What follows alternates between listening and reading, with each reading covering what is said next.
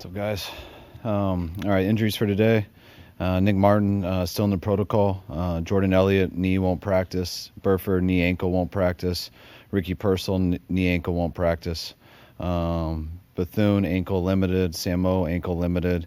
Yetur, hamstring limited. Renardo Green, neck limited. That's it. Kendricks. He's good to go. Oh, he's on practice squad, so we don't have to say, right? So I'll give it to you guys. He's limited too.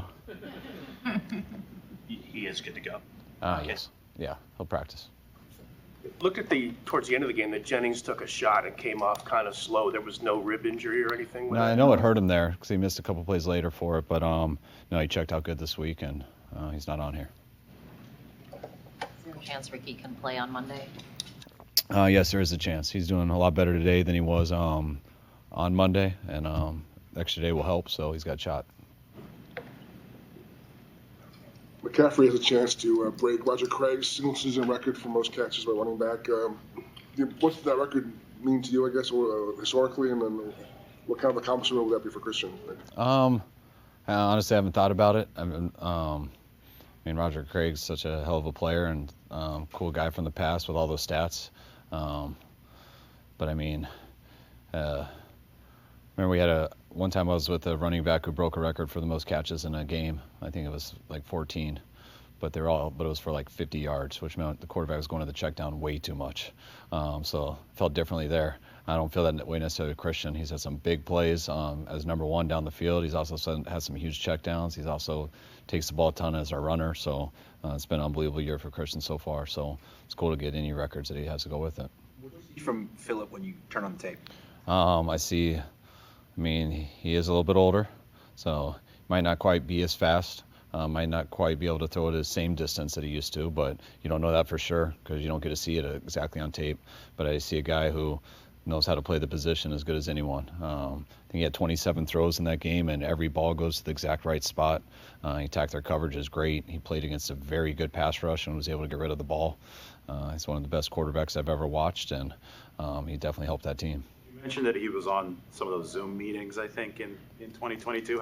What was that like? How often was he on a meeting, and was he just kind of lurking in the background? Yeah, he was just, it wasn't, I mean, I didn't talk to him that much, just at the beginning, and would check in with him every couple months and then towards the end, but he was just staying with it just in case it was needed and in case something changed. And I mean, he was always in there, but no one really knew, so it was, as you said, lurking in the background.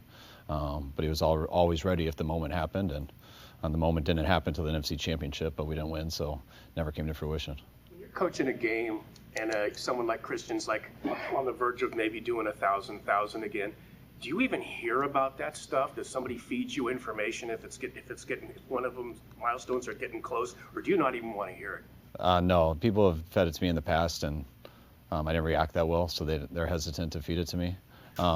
If the game was out of hand or something, I'd love to know something like that, like to help someone out or something, but you don't know that really. Like, I know it if I'm prepared for questions and stuff, but when you chase things like that, I've learned the hard way and been a part of people who've learned the hard way doing that, and you hope it comes naturally. But if there's ever a time that you're going to help someone, whether it's get a bonus, a record, or anything like that, that's something we always want to do. I know KB's 1 yard away from his bonus, but the fact that he spun on that screen at the last deal of the game, I said it's on him, but we should be able to get one more. Isn't that to you? Everyone has. Back in 2022, was Phillip only coming here if he was starting? Yes. Yeah. Like, did you want him to come here as a backup so that he potentially could have been available if Brock got injured in game?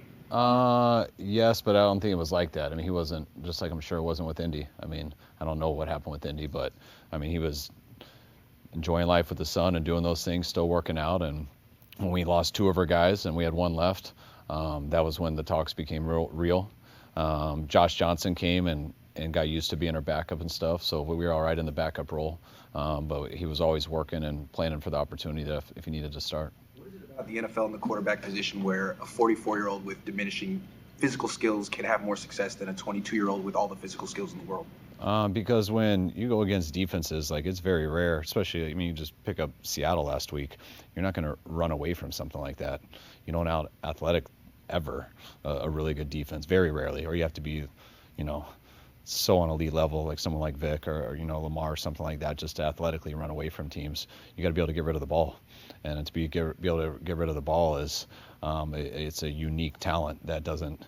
Just some people have it and some people don't. Whether it's vision, whether it's arm throwing angles, whether it's mental processing, like whether it's just your feel and clear mind in the pocket. But when things are moving fast at an elite level, you don't. Athletically, it's really hard to get away from those guys. It's about getting rid of the ball and letting someone else do it.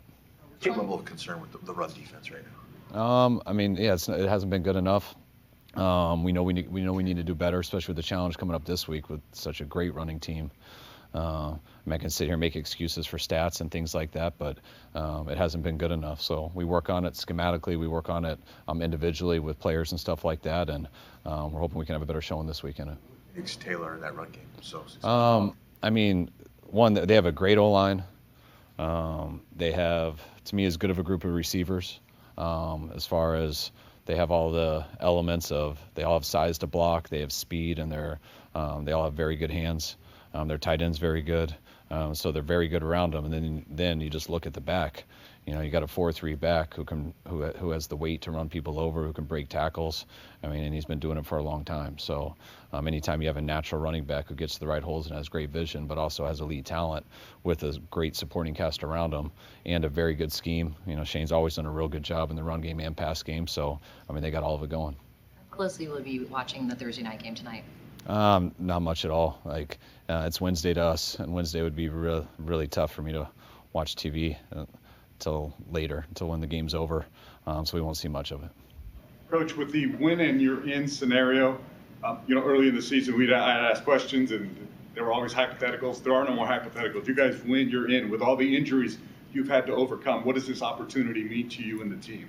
I mean, getting in the playoffs was our first goal, so we have an opportunity this week to do it, and if we don't, we'll have an opportunity the next 2 weeks also. But it's, when you look at that, all the things that are up in there and the things that can change, we also have an opportunity not get in the playoffs by not handling our business in any of these 3 games. So, I talked to the team the first time this morning in a couple days, and the only thing we talked about was the Colts. What does Anarumo's defense look like when you watch him on film? Very good. It definitely, very, they'll probably get Buck back this week. But you can see why their team was rolling. I know it was tough for them losing Sauce, losing Mooney, and losing Buck. When you lose 3 of your best players, it is tough to keep at the level they were playing, which takes their numbers down and stuff to a degree. But when you turn on the tape, I think it's one of the best defenses we've seen this league this year. They're, I think, number 1 versus the run, at least in yards per carry. They stopped that very well. Lou's always had very good zone defenses and mixes it up with pressure on you half of the time. So he puts a lot of pressure on you in the pass game. They stop the run game, and that usually leads to turnovers and stuff. So, I know they're going to get some guys back this week, but regardless, I see one of the best teams we've seen on tape. What was Buckner, just in terms of what you guys, when he was here in your first couple of years and what you established, and is he still playing, before the injury, was he still playing it? Yeah, Buck looks like the same guy to me. Buck was huge for us. Such a stud of a person when we got here. He was a dude who just did things the right way, just to me naturally. That must come from how he was raised coming out of college, whatever it was, but he did things the right way from day one. Such a good talent. One of the main reasons we had such a good started with him on the D-line in 19, and was very grateful for my time here with Buck. You've seen Nick Martin running on a side field last week or so. I mean, has he reached a stage in that protocol that he just can't get past? Is he still exhibiting symptoms of the concussion? Yes, that's why he's in the protocol. I don't get too much in the details of the protocol, but there's so many things. You can feel normal and everything, and if you have one deal of a headache or standing up and you get dizzy, or I'm not getting into particulars with him, but light could hurt you randomly one time, and once that happens, and then it's a step back. So it's really nice that we're completely taken out of it, but the protocols and stuff that those guys go through are pretty intense, and you got to clear in every way. A couple more. Question. I mean, it seems quite clear. Well, we don't know exactly all the details, obviously, but it seems clear he played a role in getting it to this point where he's no longer with the team. Do you look back, whether personally or just organizationally, And like, since the time he signed that extension, have any regrets or like, maybe we could have done this or done that or handled this better? I mean, didn't get to hang out around Ayuk much since he tore his ACL in Week 7, I think, versus Kansas City. So he's been trying to get him back to our team really since then, and haven't been able to pull that off. So haven't totally had the opportunity to get him part of our team. He's been extremely distant since he got hurt, and was hoping it would happen once he got healthy, but it never happened.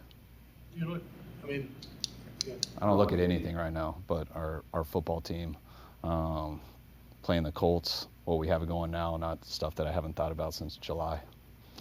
There was that period where he was on the field for training camp and before games. It looked like he was wanting to be here, but was there more going on behind the scenes that we didn't understand?